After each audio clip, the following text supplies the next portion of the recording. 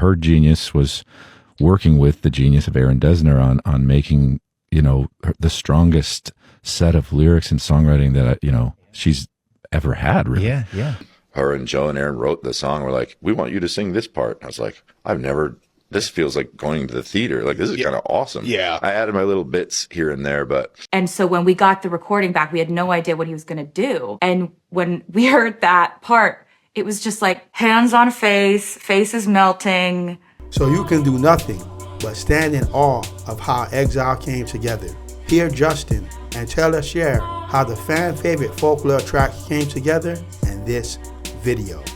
Around that time, like everybody, like me, Aaron was going on Instagram Live and just playing stuff he's been working on, because I think we just needed to share. Yeah. And Taylor heard it.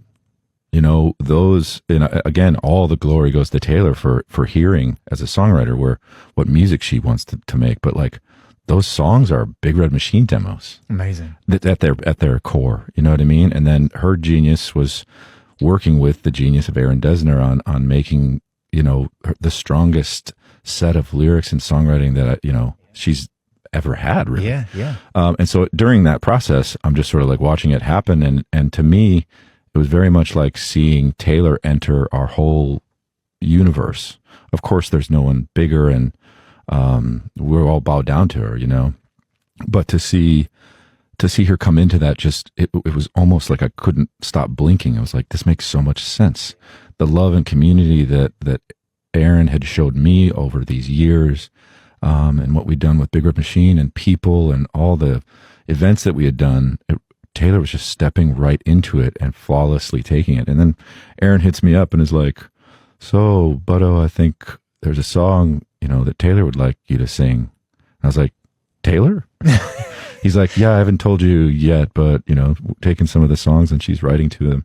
I was like, awesome. I'm not doing anything today, So they sent it, and like, I ended up adding a couple little bits, but that's how Aaron and Joe and Taylor wrote the song, and I just sang it on an SM7 in my little makeshift studio. Just quarantining kind of on your own, just figuring it out. And it felt level to everything else. I mean, it's an exceptional song, Yeah. and an exceptionally popular song, Yeah. for a good reason, but it felt just so natural.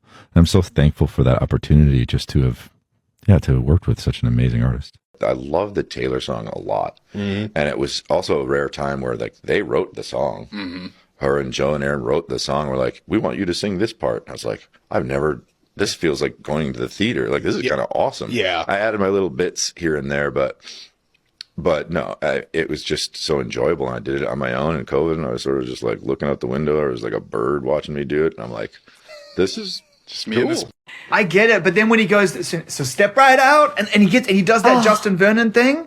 That was the moment, because when he added that part, that was the moment that sent me into the universe without any chance of returning. Because we had written up to that point, and he added that. And so when we got the recording back, we had no idea what he was going to do. And when we heard that part, it was just like hands on face, faces melting. Everything is made out of confetti.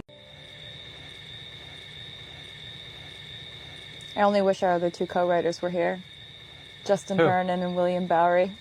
Justin is one of the greatest ever. William, I never got to meet. There's been a lot of discussion about William Bowery and his identity, because it's not a real person. It's not? Jack. I'm doing a bit.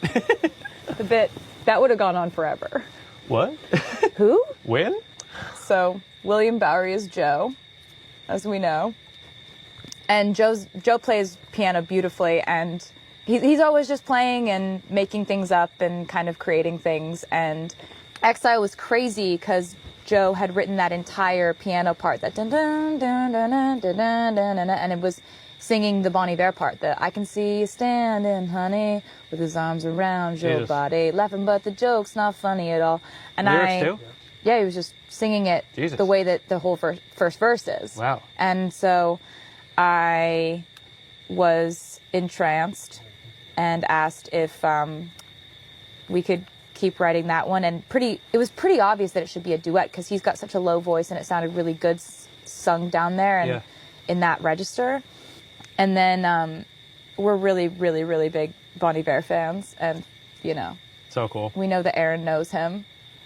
But I was too afraid to suggest it. But I just, when I sent it to Aaron, I was like, this is hopefully a duet. I don't know who with, who would it be with? Who do you think would be good with this? And Aaron was like, I think Justin would love this. And you're like, really? Okay, that could be interesting. I couldn't say it. I couldn't say Really? it. Is that really what happened? No, I couldn't say it with words, because if I would have said it and he would have gone to Justin and Justin would have said no, it would have hurt too much. Interesting. And when we talked about it, I was like, I think he's going to be really inspired by this. And then we sent it to him, and he was.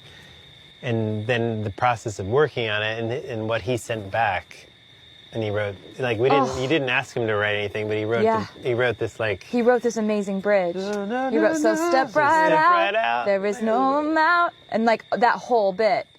I kept thinking this isn't really going to happen. Like, Justin is going to change his mind about this because this isn't a part of my reality. There's no way that this is going to happen. He's gonna record the vocals and then decide he doesn't want to be on the record, and then that just never happened. Like, he just is on the album, and he's just the coolest, and that's what's happening. You have a studio in Wisconsin, which right next to Brian.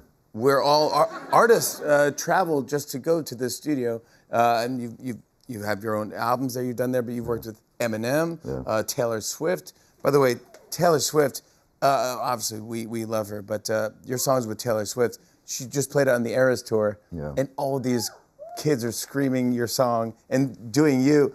How does that make you feel?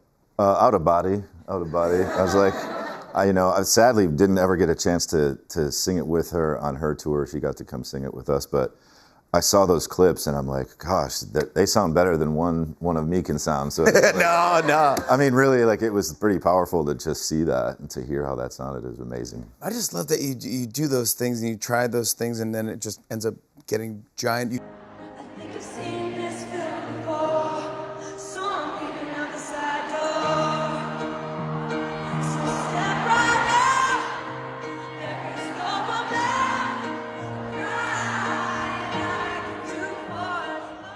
I actually don't think that I believed that this song would exist in the world. I kept thinking this isn't really going to happen. Like, Justin is going to change his mind about this. And I wanted that to be okay with me. So I didn't fuse myself to the idea that this was real until the album was actually out. And I remember just like listening to Exile thinking, oh, it happened? So I know I'm pretty late to the party, but I think it's always amazing to hear how incredible records like Exile came together, because it gives us a peek into Taylor's creative genius and awesome collaborations. As well as that, hearing how blown away Justin was to be a part of it just adds to the awe-striking moment. And to hear more great stories about Taylor's creative process, check out this next video.